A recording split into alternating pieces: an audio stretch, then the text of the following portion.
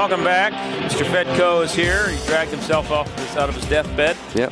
He has tuberculosis, but he came in here anyway. Yep. I can't. I have the bad rest cough. of us. Yep. You're all dead.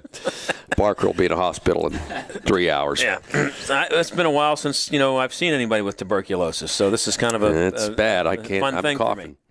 For me. No, he doesn't really have tuberculosis. But I'm coughing a lot. Yes, you have pleurisy, I think it is. What's that? That's when I'm dying. That's just a bad chest. Oh, it's not going away. That's for sure. Well, maybe you just have a cold. But this was a pretty interesting week since the last time you and I spoke here last Monday. Seeing as how the Pirates, a lot of panic over the Pirates last week, and I calmed everybody down. And they won 6 out of 7. I appreciate Mike Barker tweeting it. I love the tweets, all the excitement that we create here on the air. 6 out of 7 they won. And every time Barker tweets something, I get like 50 followers. So good, he's the man. Well, the thing about the Pirates is that at some point they had to do that. They were win one, lose one, win one. You're not going to take a hold of the thing by playing 500 ball for 2 months. They had to at some point assert themselves, which they've done. Well, what I love about what the Pirates now did, they could John, still lose the next 5 in a row, but. I mean, what I love about the Pirates is that they made moves, and those moves have paid off in wins. It's really cool to watch. See it. Absolutely, you can see the guy come up. Watched yesterday. They needed a big hit from Morneau, and he delivered. So, and Bird's been phenomenal. So this is just a lot of fun. People have not seen something like this, and what's really cool is if you listen to MLB radio and watch MLB Network, and I think it's cool and. I like it. There's a lot of national media rooting for the Pirates. Outwardly, they're all saying, "Well, I just hope the Pirates can win because it's going to be a great atmosphere there." So there's a lot of national love going on for the Pirates, and I think it's going to be a cool October. I hear you, but I also have heard people, and I want to jump through the radio when I hear it. Or the TV. I've heard people say, "I just think the Dodgers are great for baseball. To see a team, put it all together like that, and they're just an exciting team." This is before they went into their mini tailspin here, but this is just great to see it. And I want to just jump through the radio and choke the person because this is a team that went out and spent $200 million, to become the Dodgers, and I don't think it's good for baseball.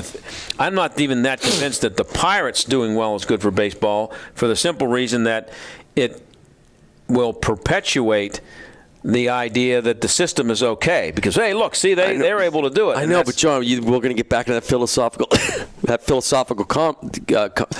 you and I really go head to head on this because I think the system is not. I don't want to say it's okay. There's a lot of room for improvement, but it's not communism, and you can win in this system. And John, I know the Kansas City Royals are fading now. But the Kansas City Royals are only 3.5 out of a How many playoff games have they won in the last 30 years? I know, but they have a shot here. Okay, I don't want to get into that argument because I know, and then it's the Yankees and the Red Sox battling it out again. I don't think it's the. I don't think that it's. A league should not have some teams that have barriers thrown in front of them, or if you want to look at it from the other perspective, shouldn't have some teams that have it so much easier than everybody else. That doesn't mean that those teams that have it set up easier for them can't be stupid enough to not take advantage of it. It still comes down in many ways to whoever is the smartest. Who's the smartest small market guy who's able to overcome the stupid disadvantages? People like Tampa Bay for some reason is able Oakland. to keep. Yeah. Oakland's running away with the West. Yeah. The Texas Rangers, they have their payroll's enormous. 4th highest in the American League. Oakland's running away with them. Yeah, or maybe They're 3rd highest. Burying them. They buried them again yesterday. It's like 6.5 now. Well, the Rangers all of a sudden lost like 7 in a row or something, or 7 out of 10. But anyway, the way the schedule is setting up now is that the Pirates have to face the Reds, which a couple of weeks ago looked like a tougher assignment than it does right now, but that could change too. The Reds look like, they don't want it. I agree. The Reds are having some trouble here.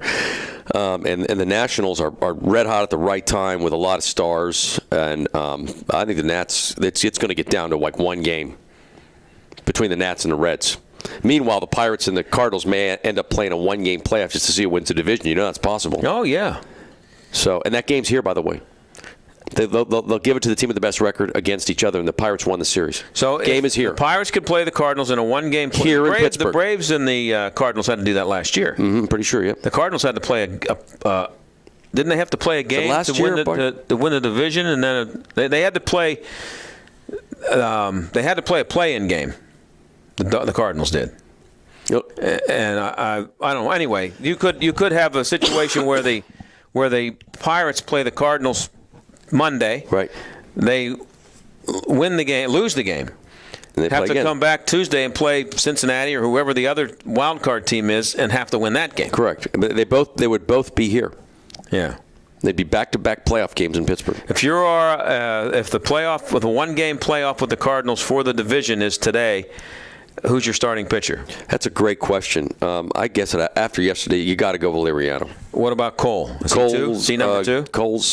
Cole and Burnett are 2A. I mean, I love Burnett's this. getting lit up. Yeah, no, but I just think when the bell rings, he's going to be ready. And there's Charlie Morton out there. I think they're, Liriano and Cole right now look real good. But your pick would be Liriano. The problem is Liriano's going to be the man. You don't get to pick him because it's going to be whoever is in your rotation because you're not. They may be able to set it up though, John, if they see what's coming. Not if it's a one-game playoff. I guess you're right. For the division.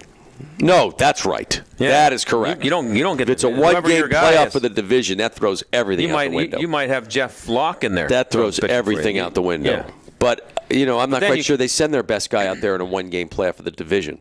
They're going to save him for the one-game playoff they may have to play. I don't know. We'll see. Yeah.